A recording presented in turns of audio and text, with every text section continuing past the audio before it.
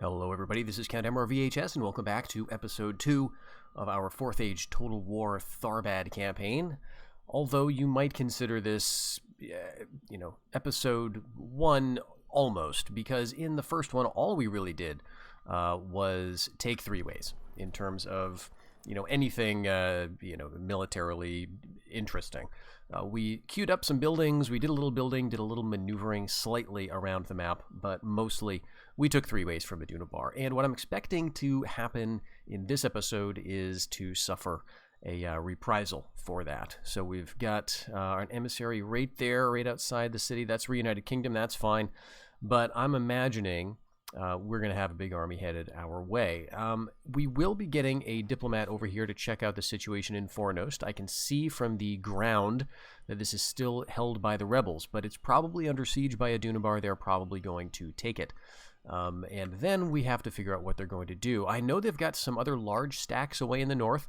They tend to spend a few turns capturing rebel cities up here and then moving them down. But it's a little unpredictable. You never know when you're playing as the Reunited Kingdom or, the elves, really anybody up here, when there's going to be yet another big Adûnabar stack full of orcs and trolls and nasty things.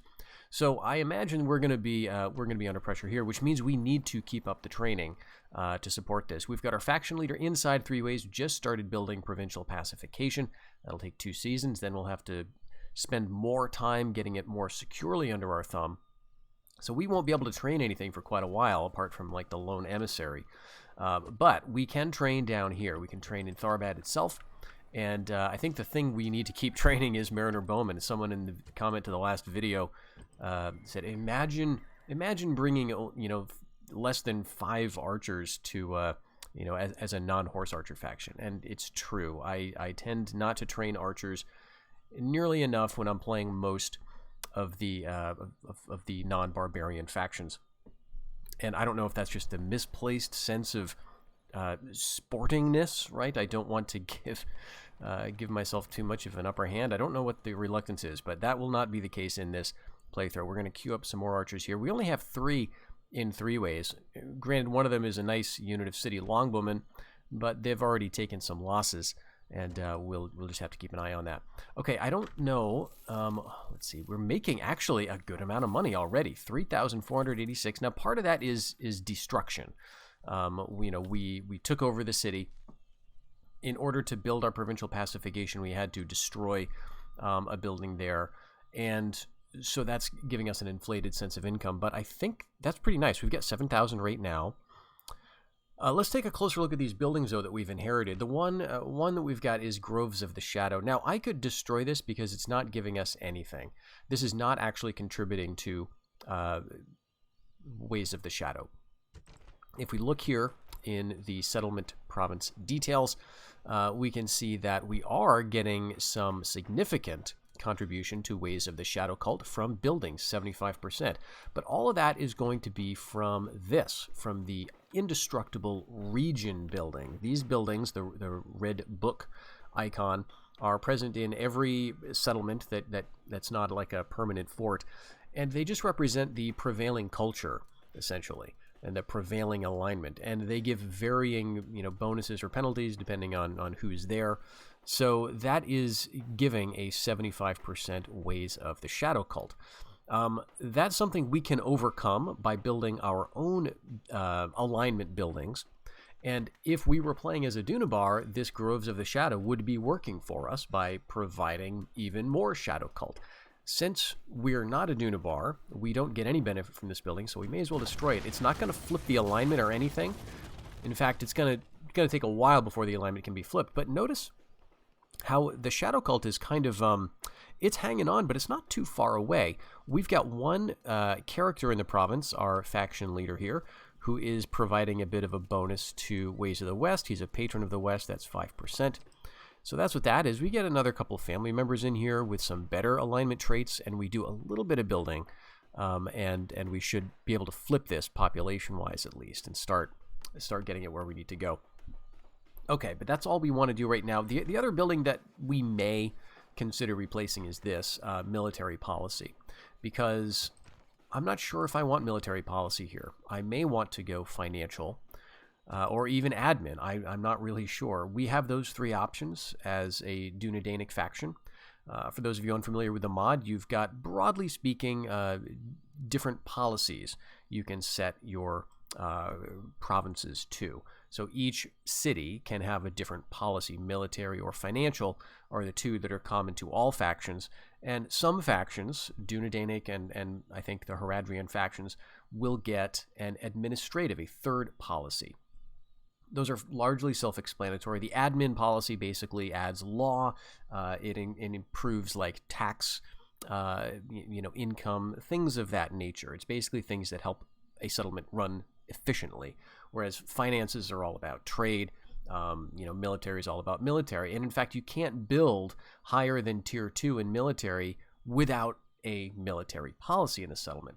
Now, if we were to develop in three ways, we would be first getting at tier 1 local levies. This is, I believe, an outland for us. So actually, no, I guess this would be a fiefdom. Not a homeland province, but we are going to make some use of it. So we've got Eriador spearmen, which are just, at least they're cheap, let's say. Cheap, they have 90 men per unit, so that's okay. And then we've got Eriador scouts, also very cheap, javelin throwers, so kind of nice to have. And then at tier 2 as well, we're going to get our own Tharbad militia. That's tier 2. That's all we get unless we go for military. So if we do go for military, up at tier 3, we're going to start to get more stuff that is familiar, including those Mariner bowmen, and then finally at tier 4, we could get cavalry, pikemen, the Mariner swordsmen, and so on. So, I guess that is a consideration. We're not going to get anything super special here, but maybe it would be good to stay military so we can, I think, take advantage of the iron resource, which can eventually help with armor, I think, if I'm remembering it correctly. Let's see, we can't, actually, no, we've got the industry buildings here. All right, so construction industry. So these are the two industry types. We've got husbandry and fishing, and I think that's going to be the livestock. Ooh, this is the one that provides armor, right. But what does the iron do? Let's see, if we've got iron, metalsmith workshops, can create tools and metal fittings to improve the speed of construction, so that's pretty nice. And then if we get to the second tier, let's see, oh wait, that's the husbandry. Metalsmith's quarter improves armor, yes. So that's pretty neat. That's pretty neat.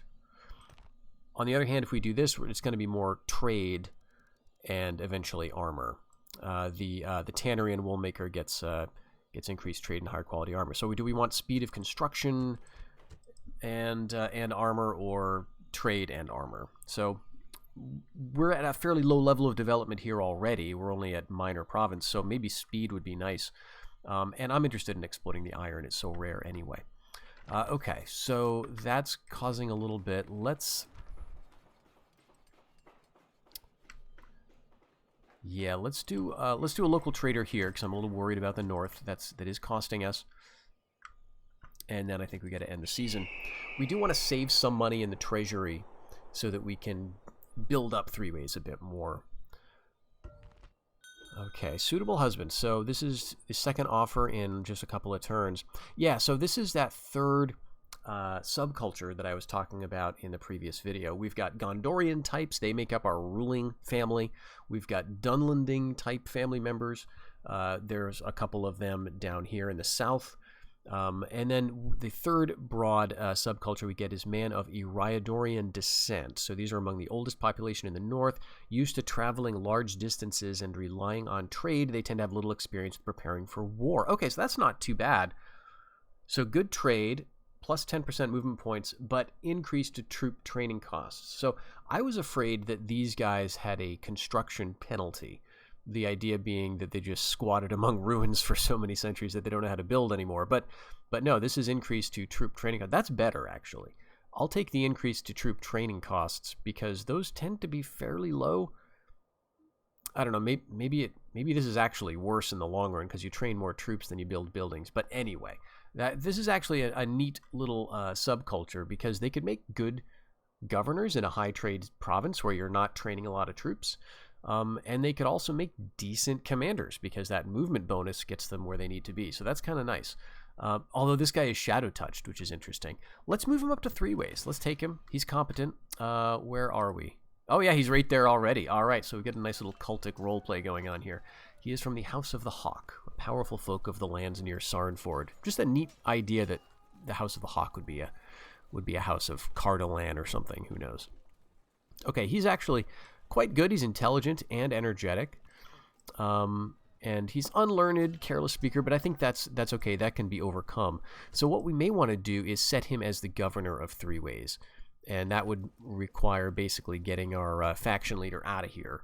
And maybe moving the army out of the way too. But let's check our news first.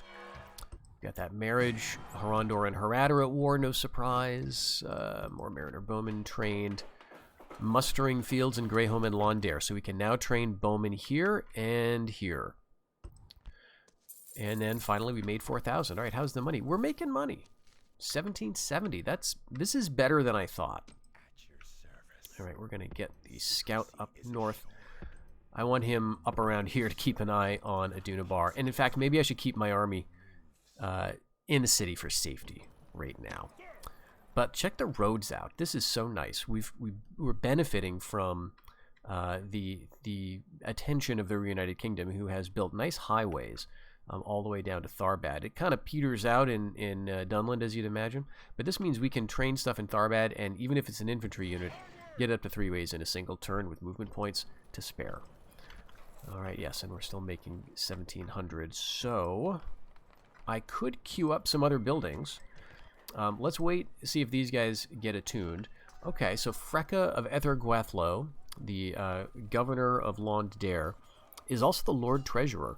This gives him an authority bonus, which is going to increase the size of his bodyguard. This increases public order as well. And what else? Trade bonus, income tax bonus. All right, so this guy's actually kind of nice. We could give this away if we want, so that's good. He's not an attuned governor yet, but I think that'll kick in next season. Okay, so with Londair, I think what we want to do is wait a little while before we do any expansion out of here. There are a couple of rebel settlements. Here's one. This is Dunfada, and then we've got, I think, Limfalis down here. These are quite small, and we'll let Dunland take them before we do anything, I think. We'll let Dunland sort of spend their energy, right? It might take them a while anyway, and what I don't want to do is increase the likelihood that Dunland is going to attack me before I'm ready. And I think by taking the nearby rebel settlements, they will then realize, okay, there's nowhere else to go. We're already at war with Rohan, but now that there's no rebel provinces in our neighborhood, we may as well attack the player, right? And so we want to leave the rebels around as a distraction for them. That tends to work out pretty well in terms of delaying the AI's attack or betrayal. So we just want to watch them, though. If this starts to turn brown, then we know it'll only be a matter of time before Dunland hits us. Okay, the roads here are not as good. Now, I could have used the ship, right? I could have done a bit of transportation there, but I wasn't thinking. But we'll just move him up this way and then get you right into Greyholm. You're not attuned either. He doesn't have any special abilities. The Lordship, I guess, gives a little bonus to authority, but it doesn't, by itself, doesn't do too much until he gets his attuned governor trait. So that's not there yet. So I'm going to hold off. Although he's already benefiting from some nice discounts. So that's going to even be better. Yeah, because he's a Gondorian. He's frugal. Well, I mean, maybe I do want to go ahead and, you know, do something like this. It's dirt cheap anyway.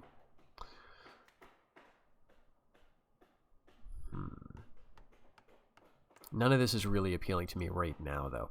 This is a, what is it, urban?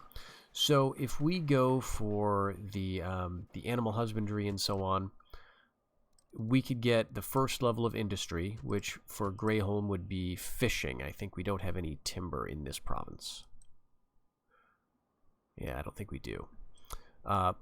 So that would be all right. That would actually help with growth. But actually, I think it only helps with growth at the 2nd tier. So the other thing we could do is develop the military further here. That would require us to put in a military policy, and then we could get hosting halls. We could build that immediately.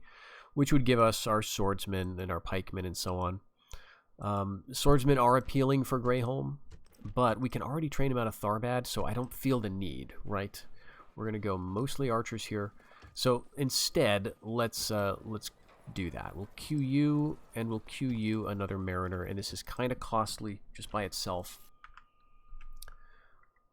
But we might also think about Tharbad. 5,000 for carpenters. That's going to decrease construction costs. It is going to cut into our land tax. But it's very minor. It's only going to cost us 20. I think I'm going to wait, though, because next turn we're going to have a big expense up in 3 ways. Once this is done, we're going to have our Dominion building to go. But I think we can afford this. 1,000 on the local trader to get population growth and trade just a bit higher in the Southgard Fort. And let's see, is there any other agents I want to move? Yeah, we can move you over to Fornos now, which has fallen to Adûnabar. You can see the Reunited Kingdom right outside there, shaking their fist impotently. All right, let's see. What do they got here? There's some trolls. I'm almost afraid to click them because I'm worried about a game crash here. But no, that only happens on the battlefield sometimes. But yeah, they got a big army. Hopefully the Reunited Kingdom takes care of that, or a revolt kicks them out, something to keep them distracted. At least Bree is still held by the Reunited Kingdom. So maybe they'll be good. Let's set you out to see if there's any more mercenaries, and I think it's only going to be the Cav. Yeah, no thanks. Okay, then we will, maybe we can move the spy down to Anghal. Let's actually go all the way down. Yeah, so they're under pressure already. This was under siege by Rohan, and that means that Dunland is maybe struggling slightly. Obviously, things can change very quickly. Oh, another husband. Man. Okay, he's also competent. Generous. That's not so nice. Oh, and Aorling. So we have 4 subcultures. That's perfect. I'd forgotten about these guys. So he is descended from the Aotheon, or the Rohirrim, essentially. +2 to law. Okay, so these are the guys we want to use when we're conquering sort of a distant province, which is very fitting because they're going to get a bonus to command versus barbarians. So if we're going down south, going into Dunland, and we want to make sure that these large provinces, these large cities that we're taking over, teeming with filthy barbarians, are going to be run well, and we want someone who's honest, who's truthful, who can take care of the money instead of siphoning it away to his own coffers. We want to use a man of Aorling descent. I think for that reason, I'm just going to take this guy. He's youthful.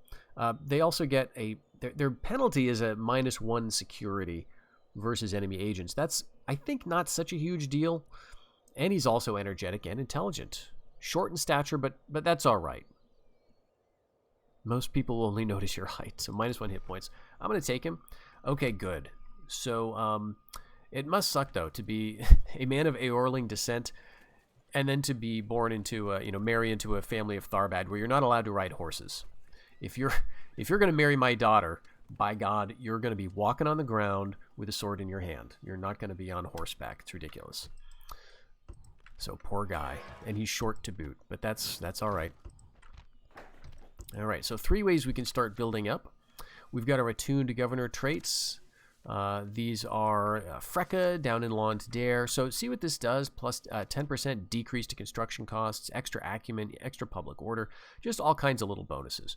The one penalty is movement point penalty, so they can't move quite as far because they're meant to be hanging around the settlement where they rule. All right, the projected profits are a bit lower here. It makes sense. We've got family members coming in. So who is the governor? Let's check this out. He's the governor. I'm going to give this away to the shadow-touched Edwin. We're going to call him Edwin. Edwin of East Cardolan. All right. Now, normally giving away a lordship is going to decrease the opinion of the liege that person had, the person who's been stripped of their titles. That doesn't matter when it's the faction leader, right? He's always going to be loyal to himself, so not a problem there. All right, so he's going to be governing. Actually, let's check out his he's probably going to be pretty unhappy with us. Faithless, yeah. So this is giving all sorts of penalties. But I think once we get out of here, once we start building it, it might be okay. So 5,800, I think we got to go for it rather than waiting around for a better time. This is going to give us a little bit of land tax. It's going to help income slightly, help mismanagement slightly too. Population growth is the real bonus here, so we can stop the downward spiral of people leaving the city. So we're going to get this as a fiefdom dominion, and that takes, what is it, 6 seasons, 6 turns. So we'll be here for a little while, but let's get our spy. Let's see, we've got the emissary there. I think the emissary up near Fornost makes sense, so we can see that. And okay, looks like everything is fine over here. All right, there is a siege at Amonsul. Okay, so if that falls, now because of the way the borders work here, you know, we own all of this. We own this this part of the road, and our property. Let's see, it doesn't quite go over here. I think this is owned by Adûnabar. Yeah, this is under the Western Rudar area. We own this, but the bridge, the actual crossing, I think is owned by Adûnabar. We do border Adûnabar, though. And so what that means is that they could just come down through here. So that is always a concern. All right, so now we're losing money. All right, let's take a look at how this went. It looks like, okay, still got a siege. Rohan has enough armies to deal with it. Let's go see Helm's Deep really quick. All right, Hornburg still looks well defended. So we'll just keep our spy around here. I also want to check out this, because if the Eisenmarch falls to Rohan, then Dunland is probably in trouble. I don't think we can afford to build anything else, but I do want to keep bringing my archers up. So we've got 3, 4.5-ish archers right there. 1, 2, 3, 4, 5 here. What's the population? 1222. So let's do 1 more for each. And what do I want to do with you? I think you will go right to Greyholm, where you can help if the city is attacked. Okay, down here, though, I'm going to hold off. We're not seeing any movement into the west by Dunland, so that feels pretty safe. I guess I could move some of these guys over to take Sarnford. I want to be a little more secure, though, before I commit to that. I'm going to give it one more season. I'm going to let the my archer unit get up there. Okay, Dunland wants trade.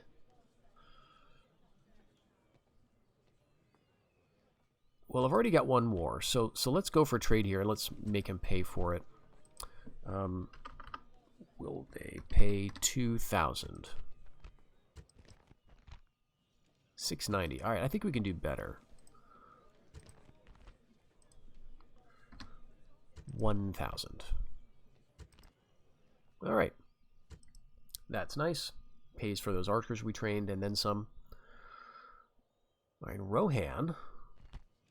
Okay, they are offering an alliance and trade rights. Now here we can't get any money out of it if we keep the trade rights in. So what we'll do is I'll accept the alliance offer.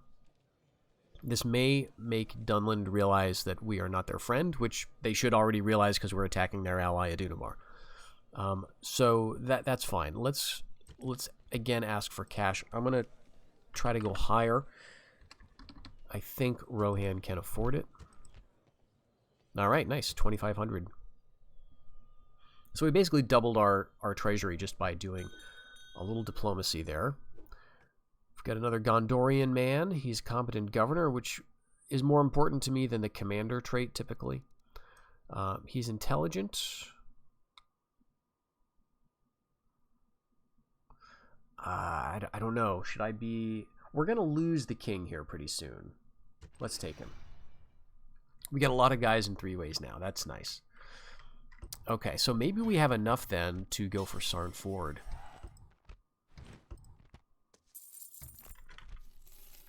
All right, 527.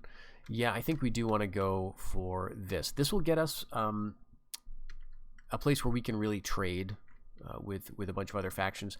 Get our emissary a little experience. Okay, and they lost Fornos to rebels. That is great. That is perfect news. But they're still in the area, so they're still going to try for it.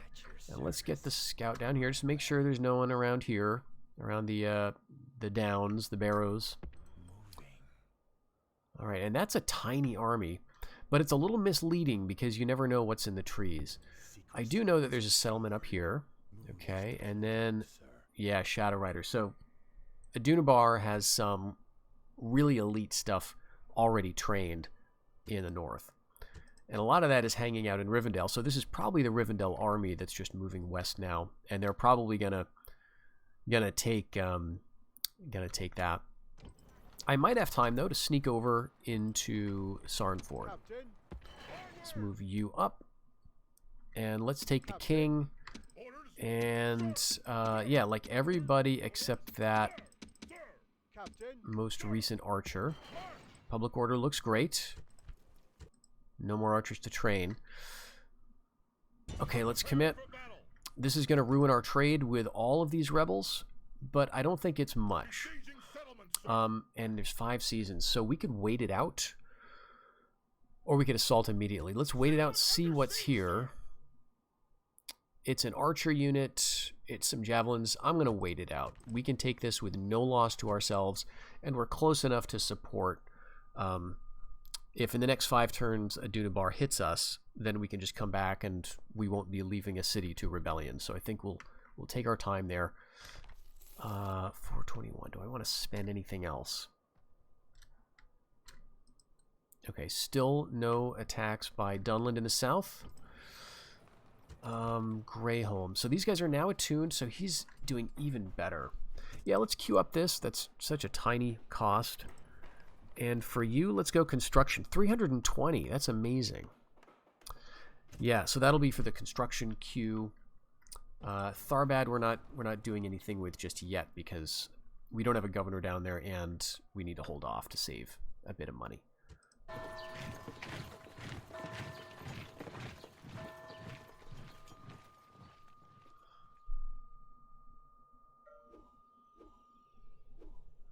Okay, but yeah, now we've got a spy up here. We can see a bit better the border line. It's a little rough up here. The terrain is broken. The road is not built through over here, or it's fallen into disrepair, I guess you could say. You can build it, but you need to take over Tardal, and so that's tricky, or can be. Let's get over. All right, they're still besieging it. Still got a very small army, so I want to keep. I think this is a good place for this spy to be. Yeah, maybe it should be down here. Because I'm a little paranoid about this area. Okay, but the emissary's good where he is. We can get to the Shire, who I don't think we're trading with yet. No, but we could get theoretically an alliance. Definitely trade rights with him in a little while. Okay, Adûnabar and the elves are at a ceasefire, and we've done a bit of building. Lost just a little bit of money, so now we can go and see what else we can do with these forts. So the village council here is where we get to train our stuff. And what we can train in these permanent settlements at this tier depends, well, it depends on where and what faction we are, right? So here we can get our Tharbad militia. If we go down into Dunland, though, and get the fortress of Dol Boran, or the outpost of Dol Boran, which Rohan has just taken, we could build, this is also a permanent fort, and I think we could build Dunlanding style like spears. So these are kind of nice to take in those outer regions where you don't have a lot of your own guys, because you can get some kind of exotic low tier stuff. All right, that's 4 seasons. I don't know that it's worth building this right now. Let's see, it does give a law bonus, but that's not that helpful, really. And the other thing to remember is this would train a unit of Tharbad militia. The unit size for this is 90 men, and we couldn't train it because the population in a settlement, I think, is 400. It can't get any lower than 400. So we would need to get up to at least 490 population to train a single militia unit. We'll get there, but these are not going to be powerhouses of training. But they can be useful to retrain mercenaries that are local to the area, and that does include these archers. So, you know, normally they come with 51 men, I think. So it's not really worth it. But if we get them down to, like, you know, one guy or, you know, 10 men, we could bring them back to the Northgard Fort. So it's useful to have these as a retraining center. But I think once again we're just going to click end year.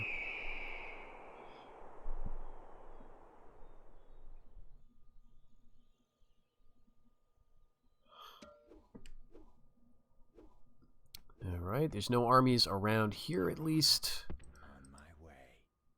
And the Reunited Kingdom has held out, but yeah, this army is moving on.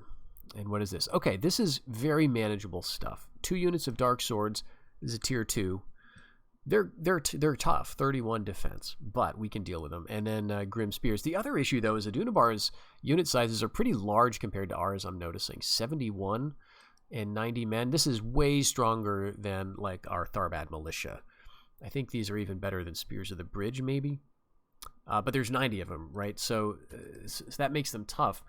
And our, you know, tier 2 stuff is like 80 men. That's the Tharbad axes. All right, Dunland and Rohan allegedly are at peace.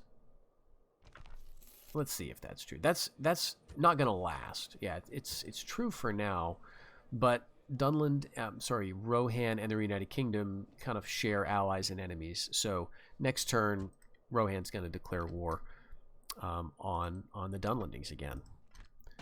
So that'll keep them busy. We've got an attuned governor up in 3 ways. Let's see how he's doing now. He was faithless before, and he's faithless now. But it'll take a little while. Oh, one thing I can do though is this, right? I can just give him local control. I forgot to do that.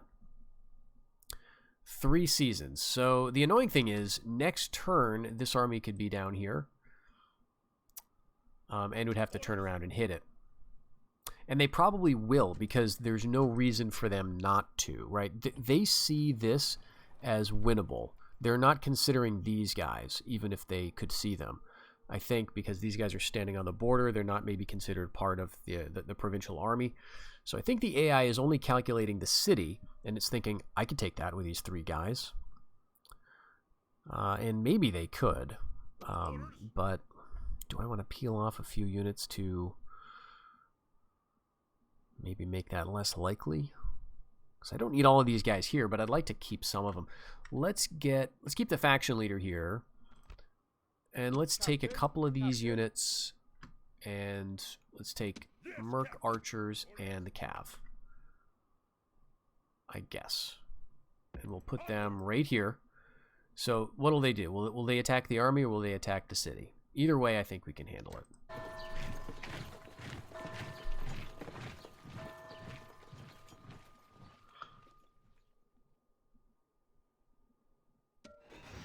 They will do neither, but you can see they've moved down. So now we could actually attack them, which I think I will. It's either gathering forces around Fornos, not quite ready to take it yet. Okay, yes, Rohan and Dunland are back at war. And what else? Oh gosh, coming of age. So we've got a bunch of new family members. That's kind of great. So this is a, what is he? Man of Gondorian descent, nice. Competent, energetic, intelligent. That seems to be the pattern. And Hrotha of Londare. This is good to have another guy in the pocket, so to speak. He's also competent, like his dad. His dad is actually really good, an inspired governor. He was expert initially, but after a few years of being a governor, he has, because he's intelligent, he's picked up some tricks and has figured it out. He is discourteous, however. He does not like the faction leader, no doubt, because he's a Dunlanding. Faction leader makes him wear a lot of sissy shirts and comb his hair and stuff. So he's not a fan. But he is a scholar. It's very interesting. We've got this very erudite Dunlanding who is not too happy with things down in Londare. But here, I guess we could attack this force. We have the advantage, I guess. What I'm going to do, let's just bring all these guys into the army and hit it. And I think this should be totally fine. We'll be able to see how our swordsmen do in actual battle, because we haven't seen that yet. And we'll be able to see kind of how well they match up against Adûnabar's very, very low tier units, because those Grim Spears and the Dark Swords are just tier 1 and 2. And we're going to be dealing with them via our bodyguards. So I'm going to wait for better weather. We do have a couple of archers. Maybe that's better. But because we've got several family members, you see the captain here can't do a shield wall. He's got the rally, but these guys can. So I think that's going to be helpful. And let's get the bowmen out. Now they're probably going to be set up way at the top of the hill, as far high as they can get. Let's get all of you. I'm going to keep them out of shield wall initially, though, because I think it makes them slower. Oh, okay, they're straight ahead. I'm overthinking this. But this is good. They'll let us get the high ground, and our arrows probably aren't going to hurt them that much, but it'll provoke them into marching up the hill and fighting us. Well, I'm just glad to see that there's not a bunch of trolls, because if there's even so much as a single unit of trolls with any of these, this would be a very fraught situation.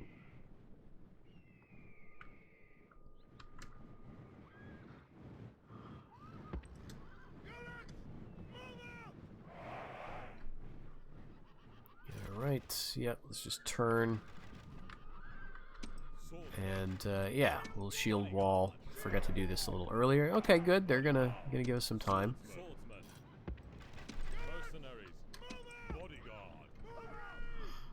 Are they gonna charge? Says they're pursuing. All right, let's hit them. They are gonna get in. So we've got some advantages here. You know, we're up the hill. They're warmed up. Our guys are fresh. They've suffered a little bit of arrow fire, but you know, they're losing slightly. They're not doing. We're not killing them very quickly, and I think that's the issue with Tharbad's army. You don't have a way to really hammer the enemy and just make them all go away fast. Even your cav, right? In very specialized situations, you can send them against good value targets, but you know, you're not just going to be overwhelming the enemy and making them run. So it's going to come down to a grind, and your swordsmen can do it, but they're not going to do it quickly. And that's where you can run into trouble, especially against Adûnabar, because if we also had a unit of trolls to deal with, you can see how much chaos they could cause. They would be probably getting rid of one of our units of archers, unless we got lucky, right, and managed to make him run amok or rout or something. And even this, we're going to be kind of hard put to it, because we've got a couple of units here to play keep away from, and we're going to have all of our melee guys engaged.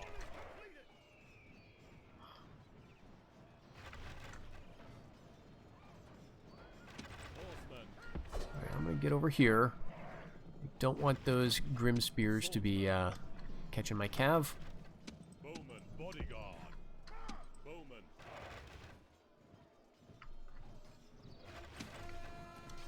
Alright, they're charging, that's good. And we'll just run away. We're getting some free hits with our archers, although the line of sight isn't very good there, but we're still going to do a little bit of damage. Alright, let's just walk our cav now. So this is, I think, how we want to use the cav, is just a tease for the enemy units. And so some of these guys are going to get away. Okay, so there goes that. Now I think we could probably rout the Grim Spears. I don't know about the swords. They're utterly tired. Alright, see, this is not a good charge, but shaken routing, okay. See how even then we took like a loss or two? That may have been friendly fire. I think we had some arrows flying, but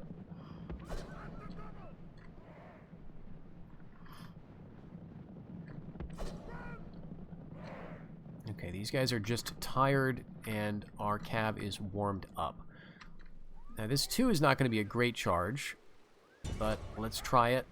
You know, they're going to be moving away. That really takes the advantage of the charge away, but at least our guys are formed up. But you can see, you know, we took out over 10 of them. We're taking some losses. I got to get out. Got to get out.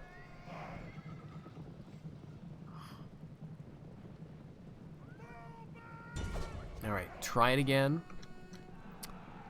I would like to rout this army. What do they have left, though, percentage-wise? 78%. Okay, this is not going to work. I'm not just going to slow walk into melee. Let's get them against the line, the sort of invisible border line here. All right, wait for them to kind of form up and assemble. Spears down, and then we charge pretty much straight ahead. So this will be a charge just as they reach the border. Might be able to do a little damage here. Okay, there we go. Some losses, 22.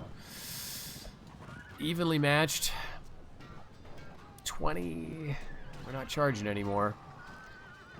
47, 15, 14. Okay, okay, I think we'll get him. I'll leave him in here.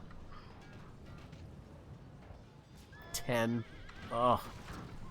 It's painful.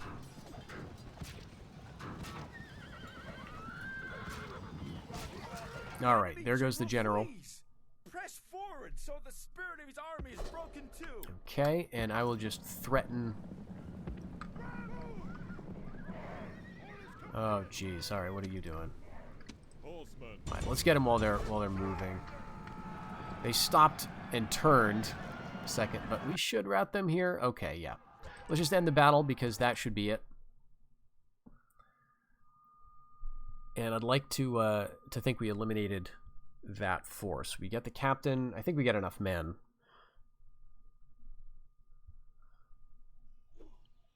Victory! Beautiful. All right, so they've been eliminated, and we can move all these guys back right now, except we don't want to, actually. We want to move you and you right back there. Okay, all of you guys, though, can go back to the siege at Sarnford, which only has 2 seasons remaining. Oh, you got a captain plus 2 command. So that's Edwin of East Cardolan. That is you. That is the governor of Three Ways, the shadow cult governor of Three Ways. Very interesting. Okay. What is this? Okay, this is an emissary of Rohan. I'm going to go ahead and train an emissary here because I'm remembering that units or factions can bribe your settlements. And it's rare, but of course extremely annoying when it does happen. And you can counter that by having agents of your own inside your settlements. So it's good to have an emissary if you can't afford a spy or you can't train a spy. All right, so Dunland's coming back. They're coming after Dol Baran. They could take it, I think. They got some good stuff here. Let's see what we've got. Agent in Three Ways is recruited, and we lost a little bit of money. I mean, we're doing so much better in terms of the economy than I thought. 10 projected profits next season. But one more season, and we'll have that fiefdom dominion in, and I don't see any other bad guys on the horizon.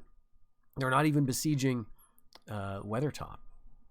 They are assembling up here with those Shadow Riders, or at least a unit of Shadow Riders. It could be a different army altogether from the one we saw before. But they're facing, what is this, just a Captain's Guard unit. A very weak army, so they'll probably take it. But at least we've helped out the Reunited Kingdom here. Let's see. Do I want to spend anything? Could go for fishmongers. What's that going to get us? Just trade and a bit of upkeep cost. Not much, but not that much trade either. It's more useful at the higher level. Once we get up to major province, then we can get more population growth, and that can be nice. Here we could go for quite cheap carpenters.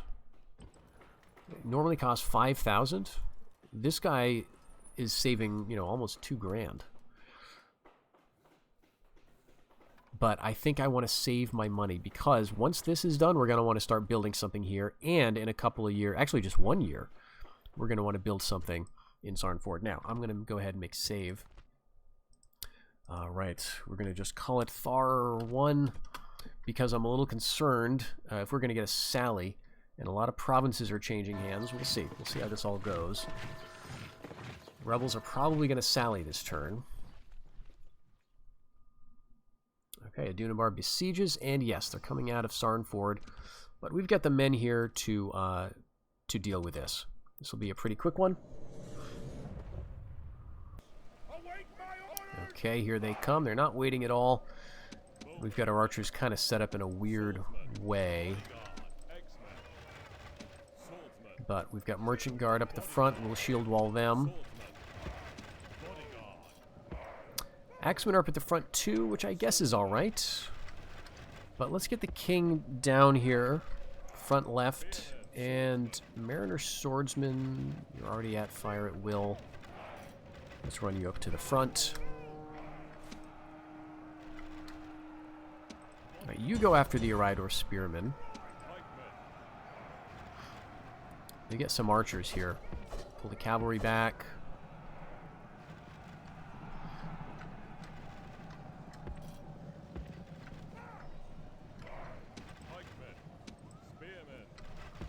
Alright, spears of the bridge are pretty decent.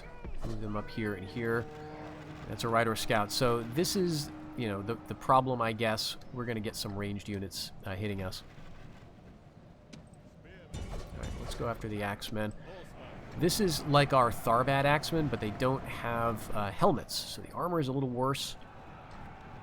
We're going to get sandwiched, but we're going to sandwich them in turn. But we should be doing fine in this battle. Axemen, though, have taken a lot of losses. I think some of this is going to be friendly fire, some of it's going to be arrows, and these are Eridor scouts. You know, they can do some damage. Javelins can be very dangerous. Oh, we're going to get caught stupidly by a Eridor spearman.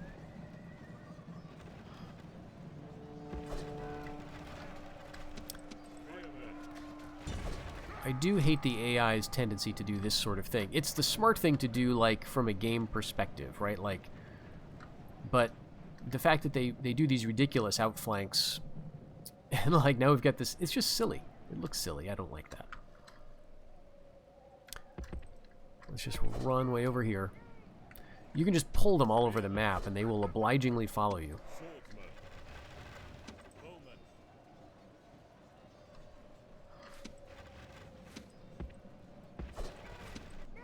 Alright, let's now go with our cavalry towards the archers. Actually, no, let's go with our other guys. And we will close up.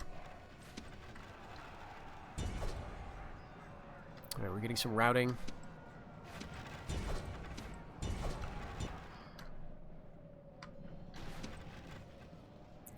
Pretty much, well, almost everybody's routing. Not the captain.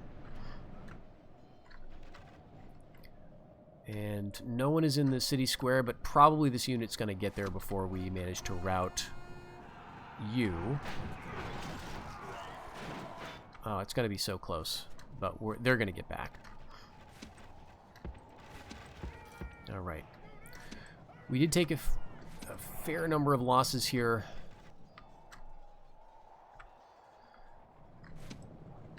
Alright, let's just pull back, let them come out again. Alright, that's a Eridor Axeman. Press forward so the spirit of his army is broken too. Alright, what did we... Oh no, that's our cavalry. I mean, I guess that's fine. Okay, we will call it here. We've successfully achieved our goals. They're routing, so we'll just end the battle.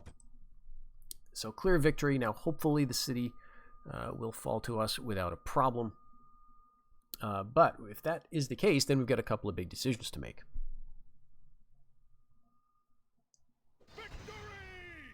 Alright, so here we can see roughly how many people are still in the settlement. Not many at all, I can already tell. So yeah, we'd only, if we laid desolate, we'd not make very much money, and we would just hurt the population. So let's just occupy like you normally would.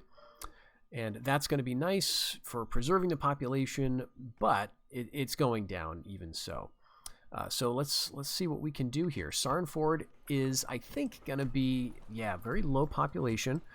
Nothing really built here. It's a rural province, which is not even minor. So it's going to take us a while. We can't even get mustering fields yet, right? We could do control posts, which is going to get us our Ariador spearmen.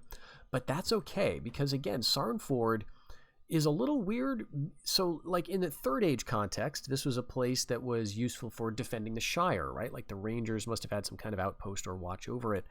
But in the Fourth Age, this part of the map is largely not an active theater, at least for the first half of the campaign. So this is kind of safe and out of the way. That means we don't need to develop it a lot militarily. We do want to put some initial investments into it and get the trade up and running.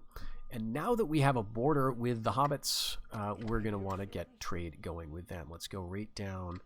Well, actually, everybody. But let's go here. We can get to Bucklebury immediately. Trade, and let's see if they'll pay. And I'm just going to ask for a smallish amount. I don't know. Okay, great. What about alliance? Again, I'm not sure if they are willing for that. No. All right, fair enough. That's a suitable Hobbit answer, but we got 1,000 gold, and now we are trading with the Hobbits, although I don't think that's going to show up yet. Oh, actually it is. 307, 574. That's actually... Wow, is that all because of the trade rights we just got? That can't be. It's like almost doubling our trade. It could be this. No, but this is not doing trade, it says. Well, anyway, I think that's a good move, and we're going to get our emissary going further out. We're going to go over towards Mithlond, then we're going to go down to the Blue Mountains. We're going to touch base with the elves and with the dwarves. We're going to get some agreements for trade out of them also. And then I think we're going to start to make a little bit of money out of Sarnford. And things are going to start looking up. We're already making 621. That's not because of plunder or building destruction, as a matter of fact. And that's even with queuing up something that costs about $2,000, I think, this provincial pacification. So if we wanted to, we've got the money to do another building here. We could go for control posts in 3 ways, which might be a good move, actually, just to have something here. And so far, things look quite good. In the north, I'm happy to see that the Reunited Kingdom has held on to both of its initial settlements down here. It looks like this is going to fall to Adûnabar again, but it's going to take them a little while to hold it. And hopefully our tenuous trade agreement with Dunland is not going to be disrupted in the near future. So I hope you enjoyed this episode of our Tharbad campaign, and we'll stick around for the next one. Take care until then.